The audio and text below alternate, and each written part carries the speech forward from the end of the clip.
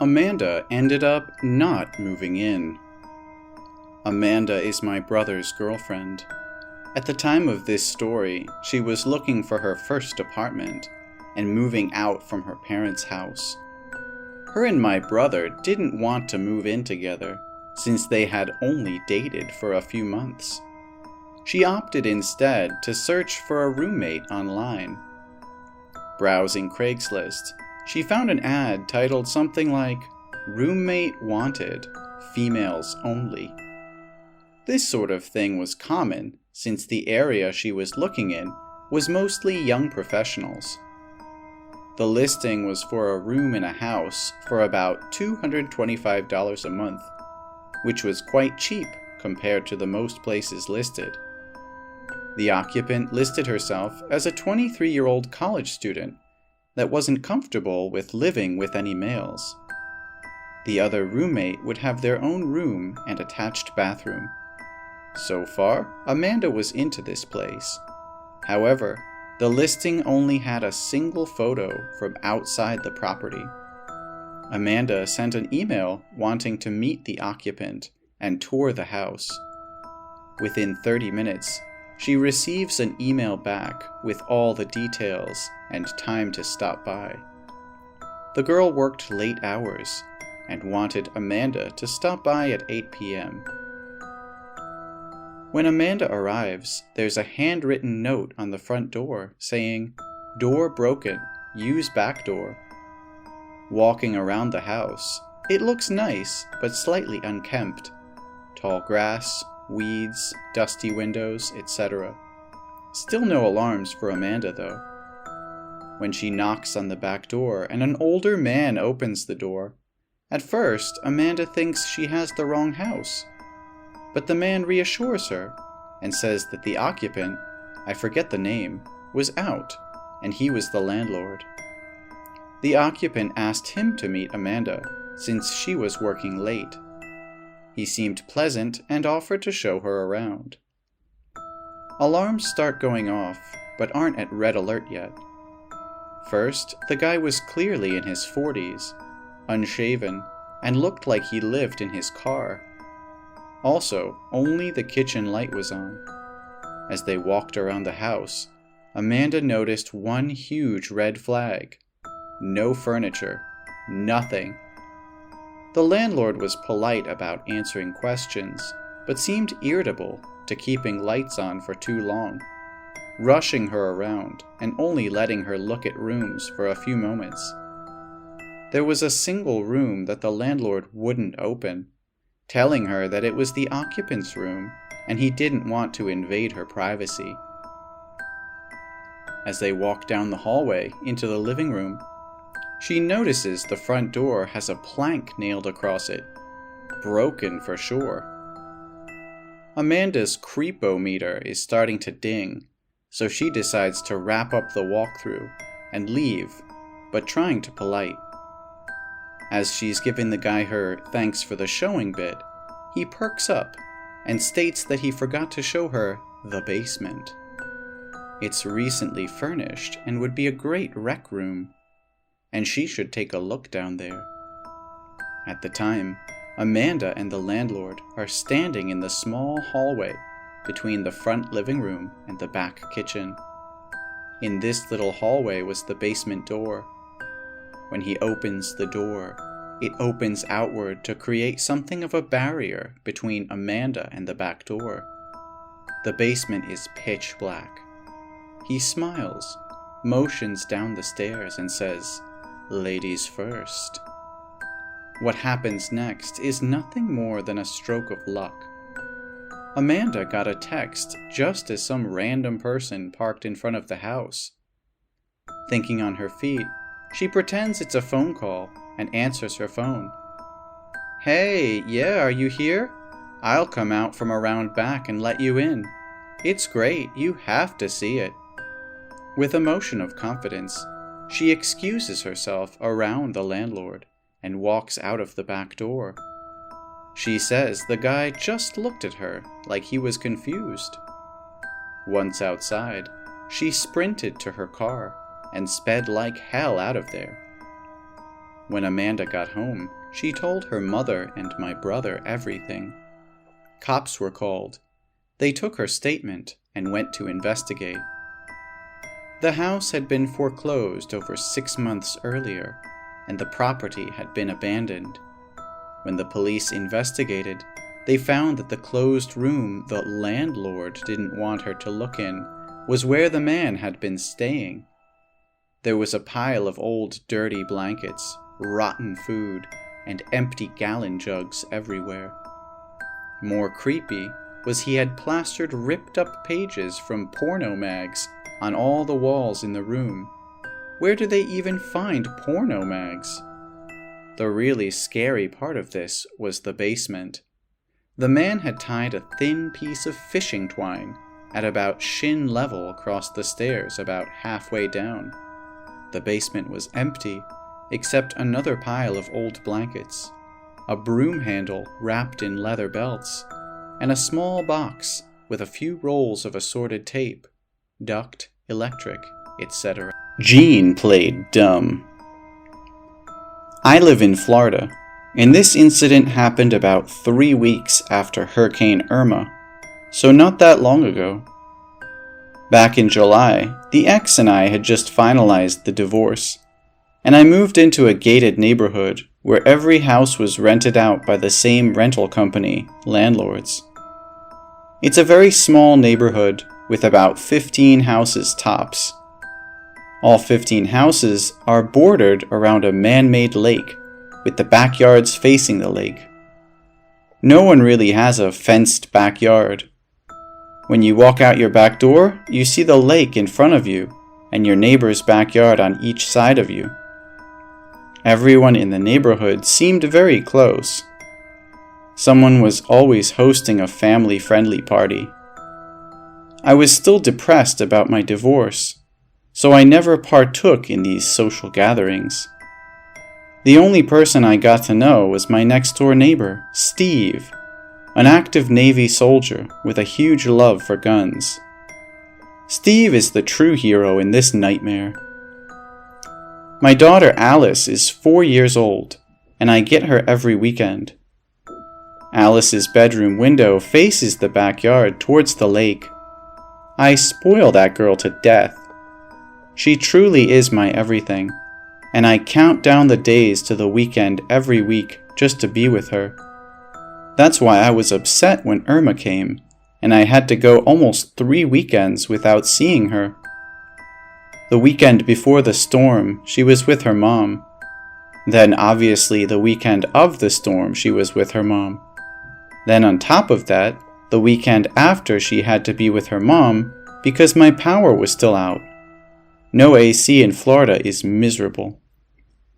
The humidity was so bad that week that I slept in my daughter's room the whole week because she has the only room with a window that faced the lake.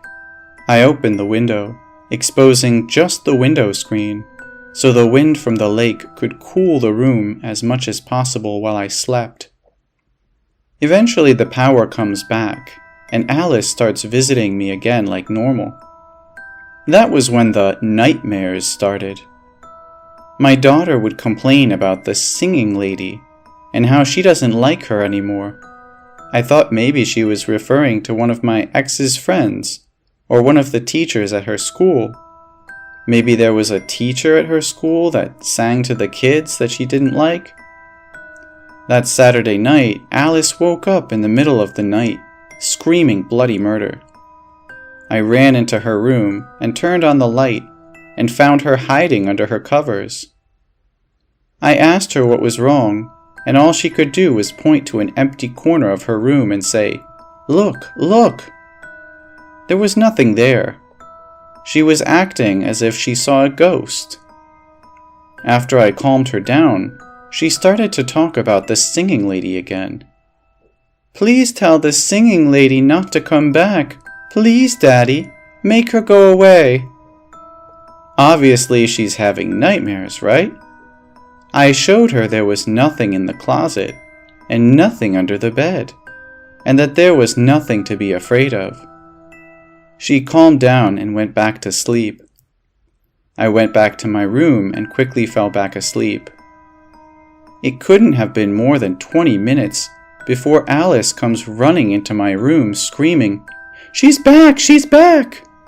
Alice absolutely refused to go back to her room, so I let her sleep with me. The next morning, Sunday morning, I took Alice out to breakfast, and we stopped by Target to pick up a baby monitor. I haven't used one since her mom and I were still married, but I wanted to easily be able to hear her if and when she started having these nightmares again, so I could respond quicker. After I set them up, I showed Alice how they worked to give her assurance that I could hear her and she was safe. That night she slept soundly and didn't make a peep all night. The following weekend, Alice had to stay with her mother again because she caught a stomach virus from one of her little friends at school. It was Saturday night and I was sound asleep in my bed. Around 2 a.m. is when I heard it. A woman's voice humming a soft nursery rhyme through the baby monitor. The humming, soft singing got louder and clearer as the voice got closer to the monitor. I wasn't dreaming. I could hear a woman softly singing lullabies in my daughter's bedroom. I had never been so scared and dumbfounded in my life. I was feeling a mixture of pure terror and disbelief. Then the voice spoke out. "Alice, sweetie, are you awake?" Adrenaline shot through my veins. I jumped out of bed and locked my bedroom door. I picked up my cell and called Steve from next door. He didn't waste a second. As soon as I got off the phone with him, I heard him storm out his back door screaming. I ran outside and found him aiming his shotgun at a woman crouched outside my daughter's window, the one I had left open after Irma and never closed. Steve quickly dropped his guard when he recognized the woman. It was Jean, the neighborhood maintenance man or woman. Steve's wife came running out after him and confirmed it was her. Said she was not singing and didn't even know my daughter's name. She said she was near my daughter's window because she was doing her weekly patrol for gators and thought she saw one approach our house from the lake, and she called out to my daughter by name. Yes, it's true that there have been a few gator spottings around the neighborhood. And yes, part of Jean's job was to patrol the lake at night every now and then. But at 2 a.m.? I could tell from the look on their faces that they didn't believe her either. The next morning, I went over to Steve's house to thank him and tell him exactly what happened. He told me Jean and her husband have been known to be a little cuckoo, but this is by far the craziest thing to happen so far. Steve helped me install metal bars on Alice's window that afternoon. Nicky's dad ruined our friendship with Nick. When I was in 3rd grade, I made a friend named Nicholas, Nicky for short. We were both on the quieter side compared to our classmates, and we both shared a love for pudding cups. One day at school, Nicky forgot his lunch at home, so I told him he could have my pudding cup. That's how we became friends. From that moment on, we shared my pudding cups every day. The other kids in our class used to tease us, accusing us of having crushes on each other, and chant that horrible to an 8-year-old at least, KISSING song all the time. It had become customary for Nicky and I to separate ourselves from the other kids at recess and at lunch. We had a big tree we would always meet under, in the morning, at recess, and for a few minutes after school, before our parents came to pick us up. Nicky himself lived with his older sister and single mother. He tried explaining the concept of divorce to me once, but in my 8-year-old mind, it didn't make sense that his parents weren't together, happily married. As you can imagine, my parents were married, and my home life was the epitome of adoring nuclear family. Imagine Full House, except with a mother who hadn't passed away, and a couple of cousins instead of uncles. I can't recall a single moment in my childhood where I felt unloved or uncared for in any way. I soon realized that was a rarity. During one of mine and Nicky's morning visits to the tree, as we had cleverly nicknamed it, he invited me to his birthday party. He excitedly unzipped his backpack and withdrew an invitation card made of blue construction paper. There was a hand-drawn tree on the front, 2 little kids of approximately mine and Nicky's size and coloring, and a home address scribbled inside. To this day, I still have it. When the bell rang, he and I ran inside with the rest of the kids, and I waited all day for him to give out the rest of his birthday invitations, but he never did. I was the only one he had invited. Because the other kids teased us so much, my 8-year-old mind had chalked it up to the conclusion that he didn't want any bullies there, and had therefore invited his only friend, me. Suffice to say, I was flattered and happy. I gave the card to my mother later on in the evening. She smiled and said, "How cute," and very quickly gave me permission to go. It was my first non-family birthday party. The next day I went to the store with my mother and older brother, and we picked out a birthday present for Nicky. He and I were heavily into Transformers, so we got him a tiny Transformer, after getting permission from his mother, and I wrapped it up in blue wrapping paper all by myself. His birthday was on the following Saturday. My mother dropped me off at Nicky's house, briefly speaking with his mother in the kitchen, discussing pickup times and how fast they're growing, before kissing me on the forehead goodbye.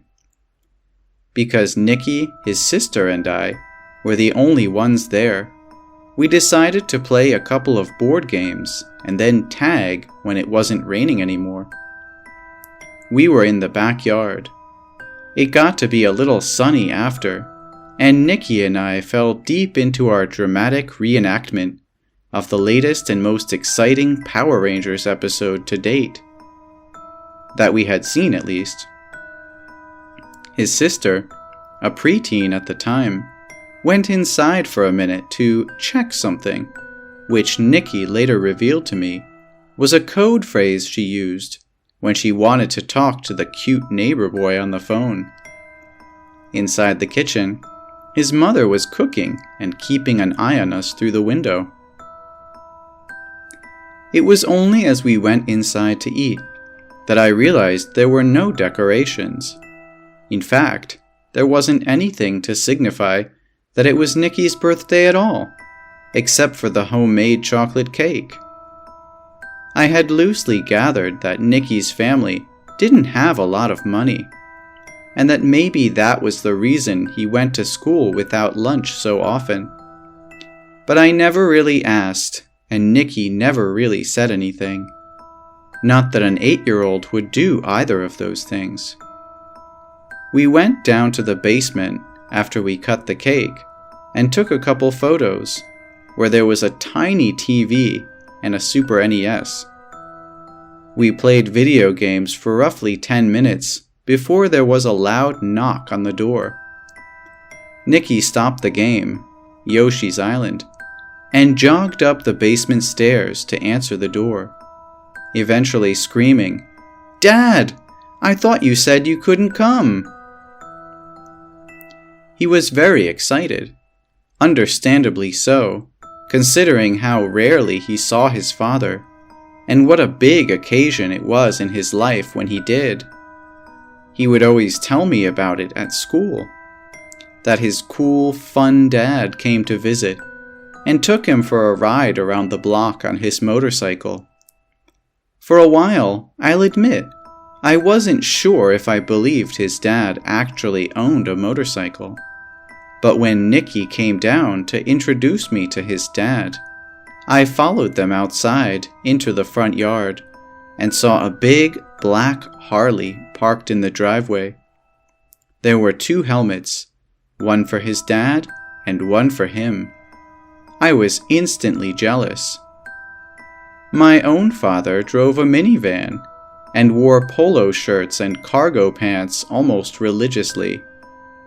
Nicky's dad, however, was the complete and total opposite of mine. He wasn't suburban at all. In fact, he looked like a character out of The Outsiders. Right away, I thought he was cool, and right away, I wanted to fit in with them.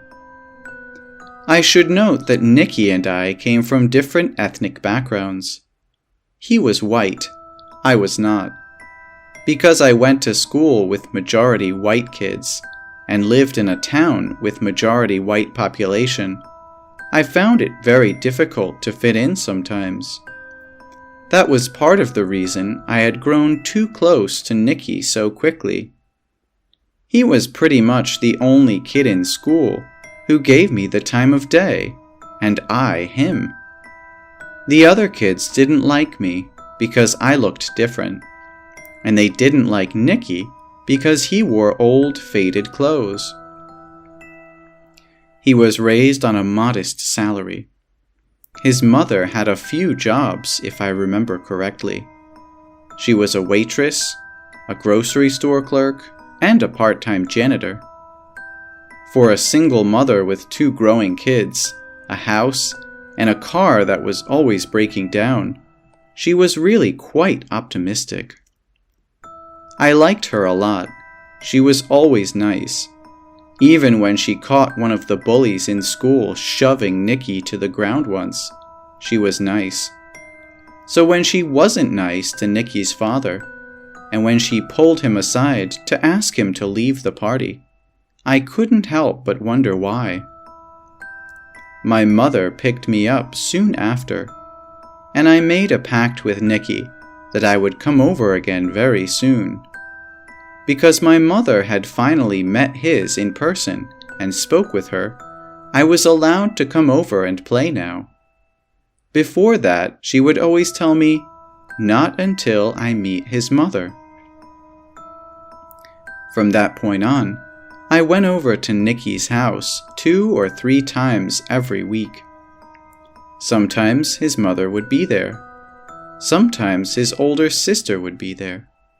One of them was always there to look after us and make sure we didn't get up to any trouble. We would usually just go down to his basement and play video games, or, when the weather would allow it, we would ride bikes in the cul-de-sac and jump on his tiny trampoline. He was always better at flips than me, and I kind of resented him for it. One time he tried to teach me how to front flip, and I nearly landed on my head. The second I got to my feet, I ran away and started crying, mostly due to embarrassment. I wanted Nicky to think I could hang, but I couldn't really do any of the cool things he could. My own parents thought trampolines were too dangerous and forbade me from jumping on Nicky's. I used to do it anyway, though. Kids will be kids. Nicky thought I was cool, though, and to get my crybaby to feel better, he admitted he was a little jealous of me. He said he was jealous of my new clothes, my new bike, and just everything new that I had. That was the first time he opened up to me about being less privileged. The Super NES in his basement was an old gift from a cousin of his who lived in the next town over, but it barely worked half the time. That was probably why his cousin gave it away. We sat in his basement for a few minutes talking about all the little reasons we were jealous of each other, and then his sister came down to say she was going to the mall with her friends, but that their dad was coming over to look after us. Their mother was at work that afternoon. For whatever reason, Nicky was shocked to hear his dad was coming over. I took it as a surprise visit and ran outside with Nicky when we heard the motorcycle. Indeed, his dad was there, and he also had a late birthday present for Nicky in his hands. It was a box, roughly the size of his head, and it was wrapped in newspaper. When we went outside to open it, he made Nicky promise not to tell his mother what he got him. Apparently, his mother didn't want Nicky to get a present from his dad, but his dad bought him a present anyway. Nicky readily nodded, so I followed his lead. I watched Nicky tear the newspaper to shreds, revealing a brand new Polaroid camera.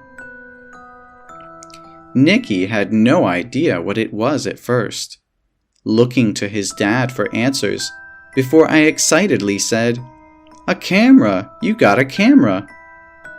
I could tell Nicky felt embarrassed that he didn't know right away, but he was also just so happy that he got something.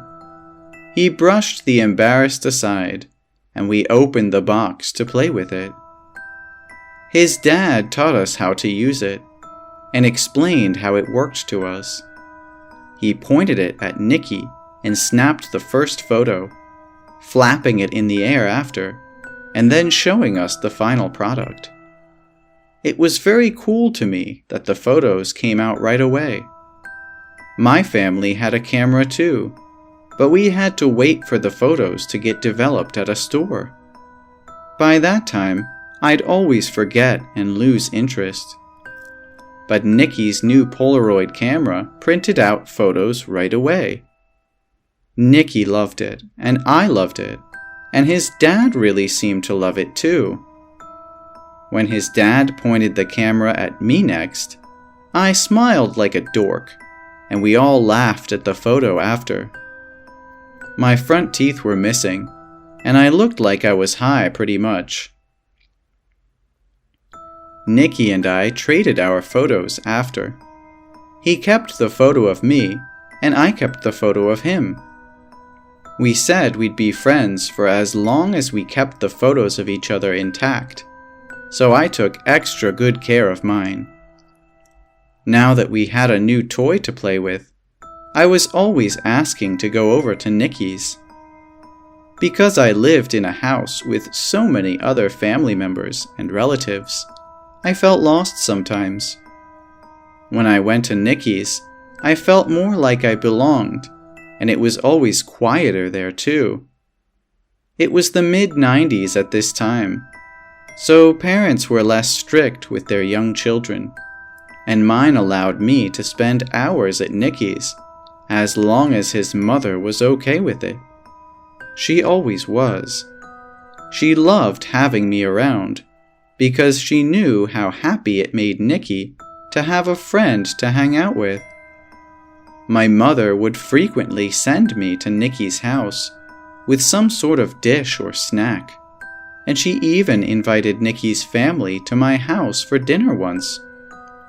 My family really liked his family, and I think my older brother had a tiny crush on his older sister, but she was all about neighbor boy, so tough luck, bro. For this reason, I was allowed to go to Nicky's house almost every day now. He didn't live too far from my house either. We were within walking distance of each other, maybe 5 blocks away. His house was one of the few places I knew how to get to, apart from my own. There were times when I would go straight to his house with him from school, and times when he would come over to play with me at mine. The latter happened rarely, as we both preferred his house. Mine was just way too crowded. One day at school, Nicky told me his dad had come over the other night, and got mad at him for not taking any new photos with the Polaroid he got for his birthday. Both Nicky and I loved the Polaroid, and we thought it was very cool the first few times we played around with it, but, as most kids do, we eventually lost interest in it, and Nicky sort of just tucked it under a blanket in the basement and forgot about it. I guess his dad didn't like that very much, so Nicky asked me if I'd help him take photos for the next time his dad comes to visit. In fact, he said his dad specifically requested that I be in the photos. I found this perfectly normal as an 8-year-old. I figured Nicky's dad wanted us to have fun with the camera and immortalize our friendship, make a scrapbook or something. Up until this point, Nicky's mother and sister still had no idea he even had a camera. I agreed I would come over soon, and we would take a bunch of silly photos. But Nicky forgot to mention one thing to me. He forgot to mention that his dad would be there. It was the same story as last time. His mother was working. His sister was at the mall with friends, presumably with money their dad gave her, and their mother had no idea any of this was going on. I went over there after school, and I noticed the motorcycle parked out front. Nicky didn't seem surprised to see it, but something about his mood was off that day. I figured it was because he got in trouble the last time he saw his dad. Because it was raining a little, we went inside to hang out in the basement, where I thought we would play on the Super NES for a bit, but that wasn't the plan at all. Nicky's dad was in the basement. He greeted me with a big smile and asked us how school was, if we did anything fun at recess, what kind of things we learned in class, the usual. I thought nothing of it, as my parents would always ask me similar questions. Eventually, Nicky's dad said we should start taking photos, so I obliged. I smiled widely for the camera, but instead of pressing the button and laughing at the photo, like we had done the other day, Nicky's dad tutted at me and said I should try to look prettier. I had no idea what he meant by prettier, so I just smiled a little smaller and held it for a second before he corrected me again. As you can imagine, he kept at it, nitpicking at me until I let my hair down, telling me to pinch my cheeks before every photo to make sure they were flushed, rosy, and pretty. This whole time, he hadn't taken a single photo of Nicky. Because it's been decades, and because I've somehow managed to block most of this out, I'm not entirely sure what led up to it, but Nicky's dad eventually convinced me to start taking articles of clothing off. First my jacket, then my socks, and then my cardigan, and then he asked Nicky to get in the frame. This whole time Nicky had been standing off to the side, not saying a word, and not looking at me either. It was like he felt something was wrong, but he was too afraid to say it. What ended up happening is exactly what you think. First, Nicky was told to hold my hands, then hug me, then put his face really close to mine, and then he was told to kiss me on the mouth. His dad snapped photos of it every step of the way, asking Nicky questions like, "Isn't she pretty? Don't you think she's pretty, Nick? Do you want to take her on dates?" It was a whole lot of that, and a whole lot of touching. The whole time I stood completely still, not really sure of what was going on. Had any other boy been there with me, I'm not sure I would have remained so calm. Because it was Nicky, I felt somewhat safe. I didn't feel like we were doing anything wrong. The kiss was gross to me, but everything else I was mostly okay with. We stopped pretty quickly after the kiss, not because his dad wanted to, but because I had to go home. My mother came to pick me up. Usually my brother would, so he could talk to Nicky's sister a little bit. But he had basketball practice that day, so my mother came instead. For some reason, Nicky's dad didn't go up to answer the door. He asked Nicky to do it, and I took a second to grab my jacket and sweater and put them on. During this time, while Nicky's dad and I were alone in the basement, he said he would come back to take more photos one day, and that I should wear makeup next time. I didn't have any at 8 years old, but I didn't tell him that. I just collected my things and got out of there to go home. I saw my mother at the door, and she hugged me, asking how my day was. And suddenly, everything was normal again, for me anyway. I glanced back to wave bye to Nicky, but he had already closed the door. The next day at school, he completely ignored me. I went to the tree and waited there all morning and all recess, and for an extra 15 minutes after school, but he wasn't there. I saw him in class, so I knew he was at school. He just didn't want to hang out with me for some reason. This carried on for the rest of the week, until one day, my mother got a phone call from Nicky's mother. I was in the living room watching wrestling with my brother, and I vividly remember my mother's smile vanishing as she listened on the phone to whatever Nicky's mother was saying. I remember asking what was wrong, if Nicky was sick, but my mother didn't say anything to me. She just nodded and listened, and nodded and listened, face draining of color, as though she had seen a ghost. Later, she asked to speak with me in my bedroom, and asked me very clearly, "Sweetie, who was there at Nicky's house the other day? Was it his sister Angela or someone else?" As soon as I said someone else, her eyes became watery, and she asked what happened. I was vague on details because I wasn't really sure what had happened myself. It was such a blur to me at the time.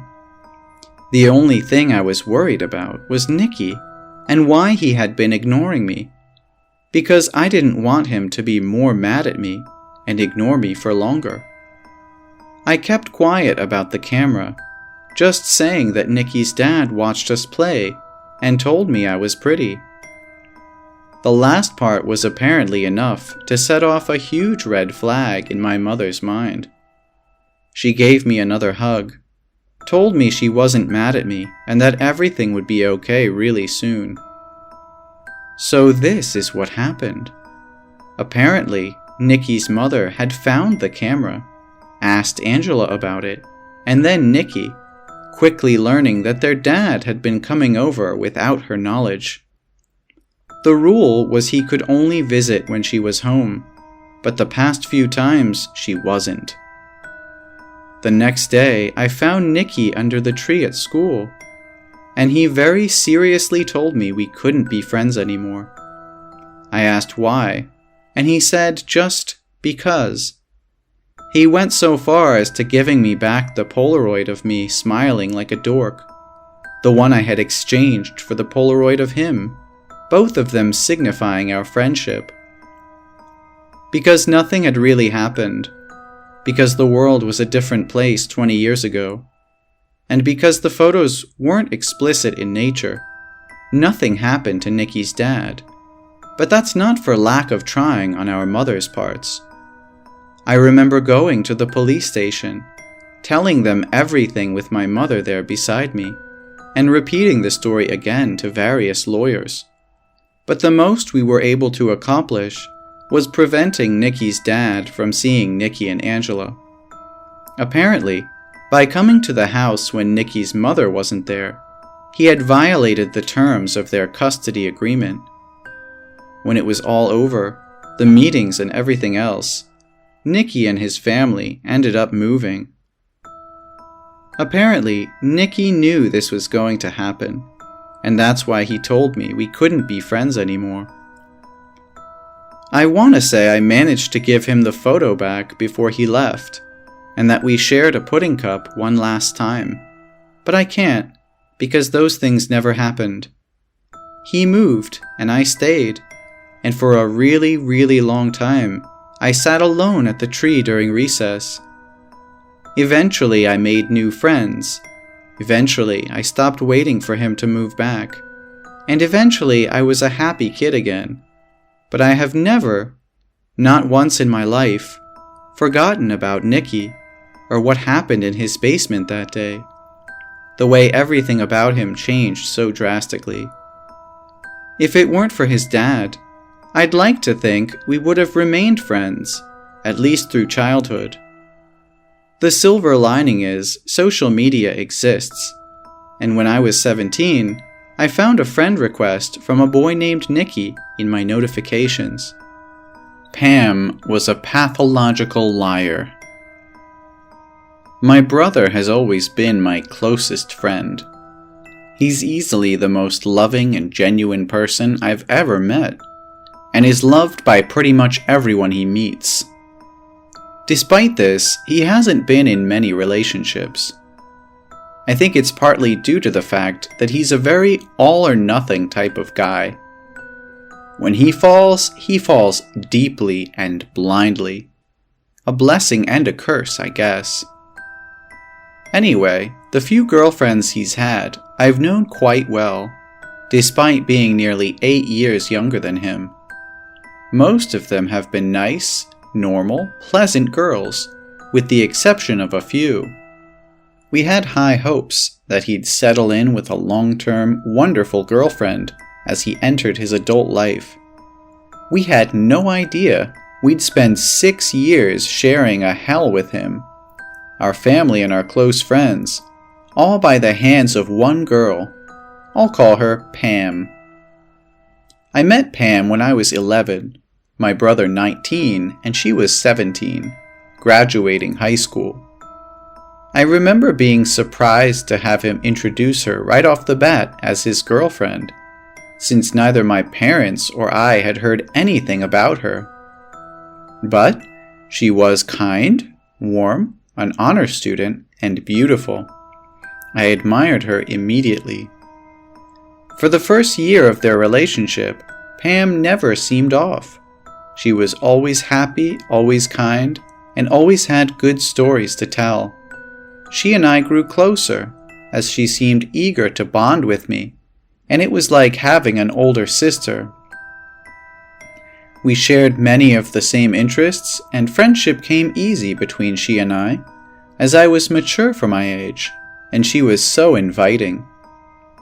But halfway through their second year of dating, we started noticing things about Pam, just small, odd habits she had. If someone was having a conversation with my brother that did not directly involve her, or that she wasn't a part of, she tended to insert herself as best she could, sitting closer to my brother, laughing a little louder, calling him away, etc.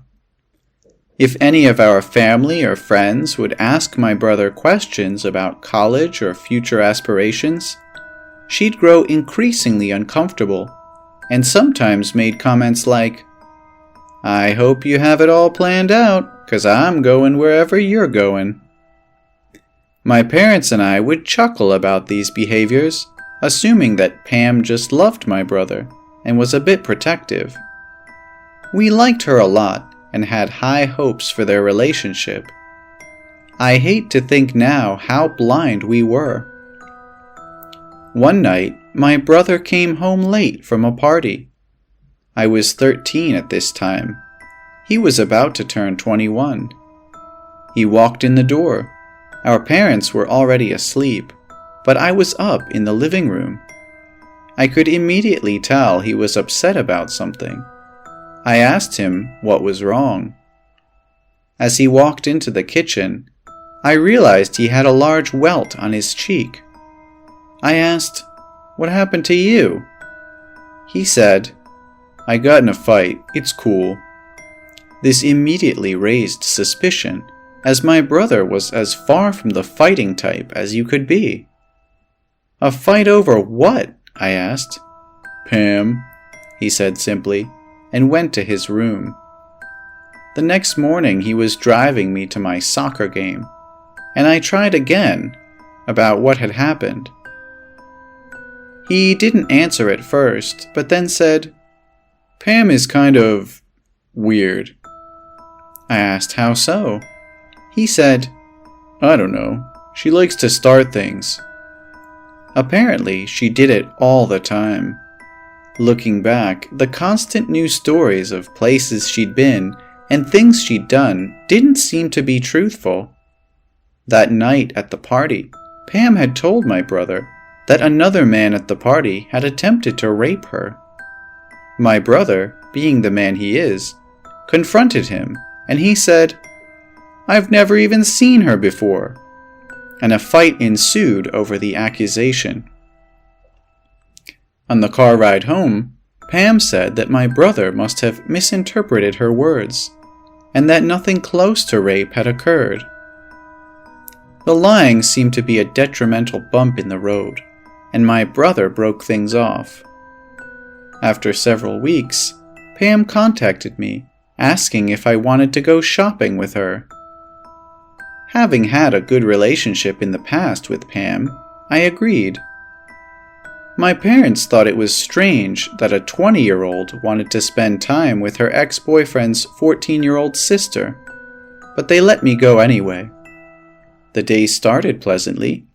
Pam caught me up on her life and asked how I was, how my family and brother were. Nothing seemed strange until she began to bring up uncomfortable conversation. She explained to me that she had had a sexually traumatic childhood, and that's why she lied so much. But she also aggressively defended herself, saying, "Whatever your brother told you was a lie. He was the one telling lies. That's why I had to break up with him."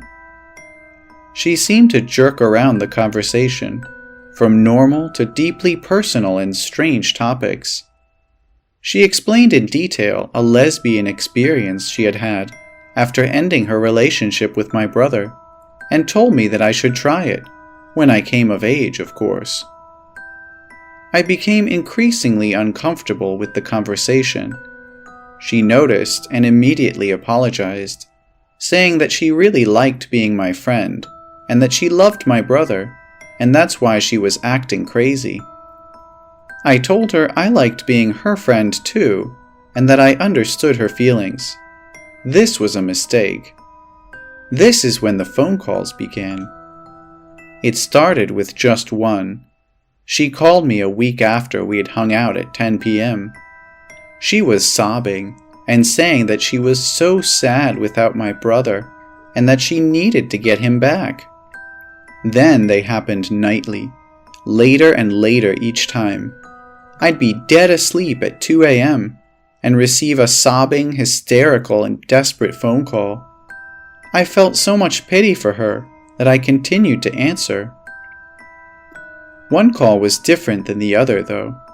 She wasn't hysterical. She wasn't crying. I picked up the phone at 1:30 in the morning and heard a level-voiced, monotone Pam, and then she hung up. I felt numb. I had never experienced that before. No one I knew had ever behaved that way. I texted her over and over again, asking if she was okay, and telling her not to do anything. I panicked. I thought I had done something wrong, and that since she told me I would be responsible in some way. The next day, I told my brother what had happened, and he said he'd go to her house to check on her. A week later, Pam arrived at my house, arm in arm with my brother. They had gotten back together, and seemed as if nothing had happened. She smiled at me, and never once mentioned the phone calls she had made to me. The next month is when things escalated again. I came home from school, to my entire family sitting in the living room. They told me to sit down. I thought someone had died. My mother told me, "Your brother let us know how you're feeling." I had no idea what they were talking about. "Feeling?" I asked. My brother looked at me with pity in his eyes. "Pam told me that she wasn't the one who called you. You called her, and you're the one who wasn't feeling well." "No, that's not what happened. She called me every night for 2 weeks crying and saying she wanted you back." "That's not what she said. She said that you called her with your problems, and that she wasn't sure what to do." I was immediately angry that her lies were continuing, and that my own family believed them enough to stage an intervention. I showed them the text messages she'd sent me, played them voice messages, and showed my call history. That put an end to that lie. After that, I wanted nothing to do with her. My brother broke up with her again. She called him hundreds of times and sent hundreds of messages. She showed up at our house a few times with baked goods, wanting to apologize, but we ignored her. Eventually, she left us alone, and we didn't hear from her for almost a year. On my last day of class before winter break, during my sophomore year, I walked out of school and was met by an incredibly unwelcome surprise. This is where things got scary. Pam was pacing in front of the school, biting her fingernails and scratching her head. Her face looked sunken in, and she had bags under her eyes. I almost didn't recognize her. I began to cut across the front lawn with my friend Liz to avoid her, but she saw me and walked as fast as she could in my direction. She outreached her arms for a hug, but I stopped. The first thing she said was, "You're mad at me?" I asked her what she was doing there, and she laughed quietly. "I wanted to apologize for whatever your brother told you. I'm sick, Oz." She used a nickname only my brother called me. "I know, please don't talk to me anymore." I started away, knowing my brother was parked waiting for me around the corner. Pam reached out and grabbed my shoulder as I did. I quickly pulled away and said, "I'm serious, leave us alone. I think you need some help, Pam." She immediately began to cry, but I turned away and left. My brother pulled into the front parking lot of the school and opened his car door for me. He looked through his front mirror. "Yeah, I don't know what she's on, but she's crazy." That night, at around 1 a.m., there was a knock at our door. My dad went to it and looked through the peephole. He said, surprised. "I think it's Pam." "Don't open it, I think she's doing drugs," my brother said. My mom wanted to call the police, but my brother and my dad said we should just wait until she went away. A few moments later, she rapped on the door harder and more violently. We heard her wailing and yelling. "I hear you!" as she cried.